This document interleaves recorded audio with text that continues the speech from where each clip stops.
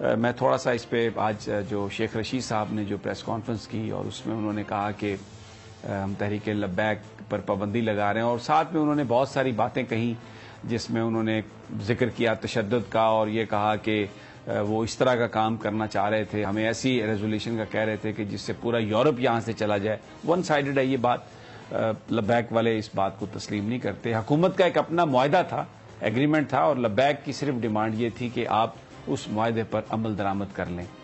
اب وزیراعظم پاکستان نے خود بھی کہا تھا کہ وہ اس پر عمل درآمد کرنا چاہتے ہیں، لیکن اچانک جو کچھ ہوا، کچھ جو لا ایکسپرٹس ہیں، کچھ جو سیاسی سوجھ بوجھ رکھنے والے لوگ ہیں، ان کا یہ کہنا ہے کہ یہ مسئلے کا حل نہیں ہے، اس طریقے سے مسئلہ حل نہیں ہوگا، سوسائٹی میں ڈیوائیڈ جو ہے وہ مزید ڈیپ ہوگی، اور اس کے ساتھ ساتھ عزائم کچھ اور لگتے ہیں کہ جس میں یہ کہنا کہ جتھے حکمرانی نہیں کریں گے اور آپ انسداد دہشت گردی میں پابندی لگانے کی بات کر رہے ہیں۔ تو عید کے بعد ایک تھیوری ہے، کنسپریسی تھیوری جو میں پیش کر رہا ہوں آپ کے سامنے۔ کچھ لوگوں کا یہ خیال ہے کہ عید کے بعد اگر مولانا فضل الرحمان اور مسلم لیگ نون اور دوسری جماعتیں وہ بھی اگر مارچ کریں گی اسلام آباد کی طرف، تو ان کو بھی تو جتھا قرار دیا جا سکتا ہے۔ تحریک لبیک بھی ایک رجسٹرڈ پولیٹیکل پارٹی ہے، ان کے امیدوار جیتے ہوئے الیکشن اور ابھی بھی ضمنی انتخابات میں حصہ لے رہے ہیں۔ مولانا فضل الرحمان کی جماعت بھی وہی ہے، اور پھر مولانا فضل الرحمان کی جماعت میں تو وہ پیلے کپڑوں والے جو انصار الاسلام شاید ان کا نام ہے، جو جن کو وہ رضاکار کہتے ہیں، وہ تو ہیں ہی جتھے۔ تو اس کا مطلب یہ ہو سکتا ہے کہ پھر آگے چل کر کوئی ذہن میں ہو حکومت کے اکابرین کے کہ بالکل پھر ان پر بھی اسی طرح پابندی لگا دیں گے۔ تو یہ جو کچھ ہو رہا ہے یہ ہو سکتا ہے کسی چیز کا ٹریلر ہو، کیونکہ میں نے کل بھی یہ بات کہی تھی، میں اب بھی یہ بات کہتا ہوں، میرے پاس کچھ ویڈیوز بھی ہیں جو کچھ اور کہانیاں بتاتی ہیں۔ بہرحال لیکن یہ حکومت ہے، لیگل حکومت ہے، الیکٹڈ گورنمنٹ ہے، اور کابینہ ایک لیجٹیمیٹ باڈی ہے۔ اگر وہ کسی کو انلیگل قرار دیں گے تو مجھے لگتا ہے کہ سپریم کورٹ آف پاکستان میں ریفرنس تو بھیجنا پڑے گا کہ کابینہ کا یہ جو فیصلہ ہے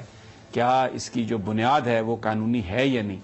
اور وہ ایویڈنس دینا پڑے گا اگر کسی کو آپ دہشت گرد قرار دیتے ہیں تو، کیونکہ اگر آپ کے پاس ایویڈنس نہیں ہوگا تو پھر مجھے نہیں لگتا کہ وہ عدالتیں اس کو مانیں گی۔ مجھے یاد آ رہا ہے کہ ذوالفقار علی بھٹو جب انہوں نے نیشنل عوامی پارٹی کے خلاف ریفرنس دیا تھا تو پابندی لگا کے سپریم کورٹ آف پاکستان نے اس ریفرنس کی ایک اسپیشل کورٹ نے اس کی سماعت کی تھی۔ تو یہ بڑا ایک کٹھن مرحلہ ہے اور ایویڈنس دینا پڑے گا، لیکن لگتا یہ ہے صدیق ساجد کہ اس کے پیچھے کچھ اور کہانی ہے۔ اس کا مطلب تو یہ ہے کہ کل کوئی بھی اعلان کرے کہ ہم دیکھیں جو مارچ ہے، احتجاج جو ہے، یہ قانونی حق ہے، یہ پاکستان کا آئین اس بات کی گارنٹی دیتا ہے، تو پھر جتھا قرار دے کے پابندی تو لگائی جا سکے گی اگر ایک پریسیڈنس بن گئی تو۔ جی سمیع صاحب، آپ نے بڑے خوبصورت انداز میں یہ جو ساری تفصیل بیان کی ہے اور اس کا پس منظر بھی بیان کر دیا۔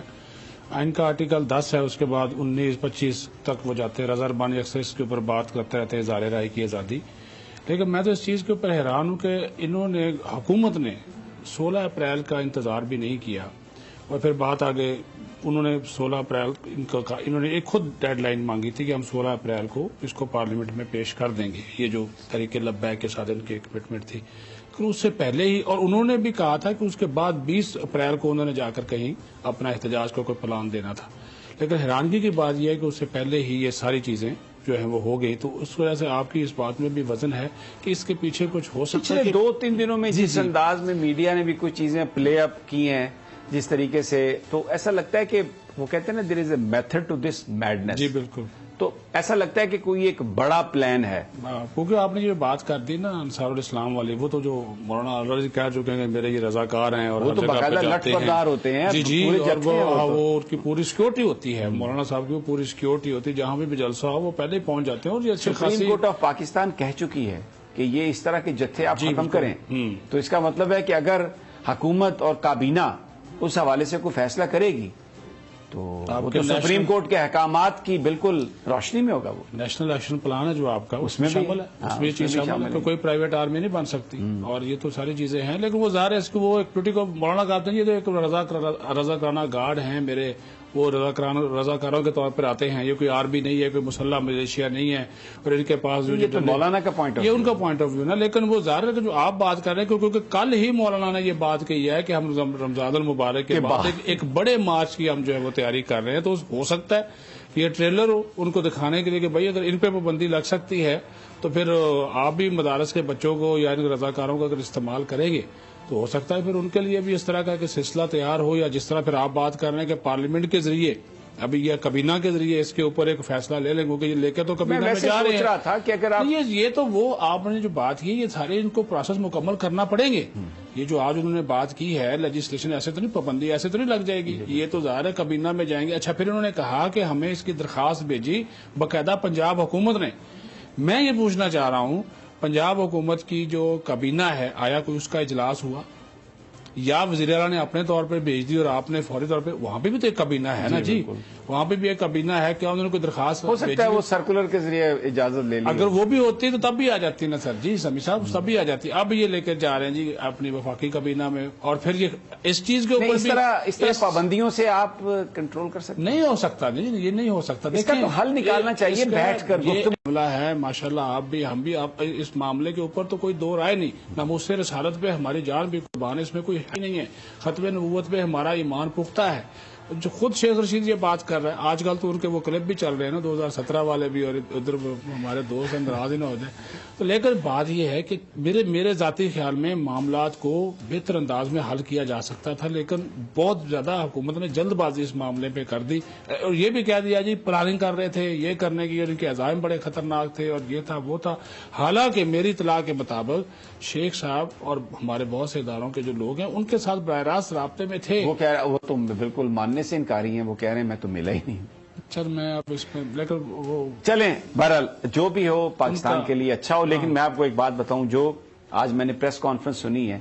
تو ایز اے پاکستانی میرا دل آج بڑا مغموم ہوا, مجھے بڑا افسوس ہوا, اس لیے کہ یہ جو معاملہ تھا یہ گفتگو کے ذریعے حل ہو سکتا تھا, اور حکومت نے جو کیا ہے اس سے اس معاملے کی شدت میں اضافہ ہوگا. یہ معاملہ اس طرح رکنے والا نہیں ہے, یہ دبانے سے یہ چیزیں حل نہیں ہوتی. آپ بیٹھ کے گفتگو کرتے ہیں, اگر آپ کابینہ سے اپروو کروا سکتے ہیں تو آپ پارلیمنٹ بھی آپ کی ہے, وہاں پر آپ پیش کر کے ڈیبیٹ کروا کے وہاں سے بھی جو چاہتے ہیں. کمٹمنٹ تو یہی تھی نا, پہلے پارلیمنٹ میں پیش ہوگا, اور انہوں نے کہا تھا کہ آج کل وزیر اعظم نے بھی خود کہا انہوں نے جو میٹنگ کی کابینہ انہوں نے کہا کہ ہم اس معاہدے کو پارلیمنٹ میں پیش کریں گے.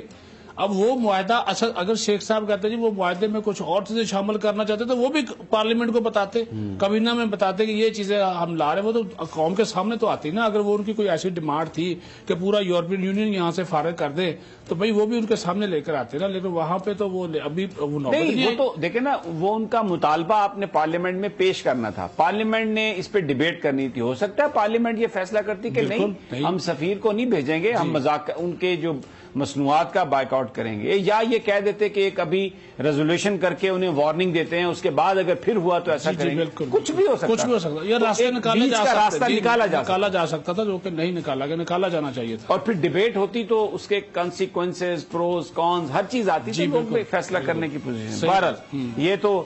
میں یہ کنونس ہوں آج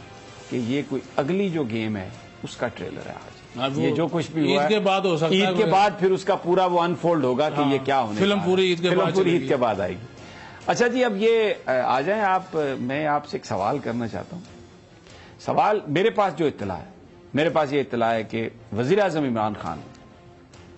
ایک بڑا ہی ٹف سٹینڈ لیا ہے برطانیہ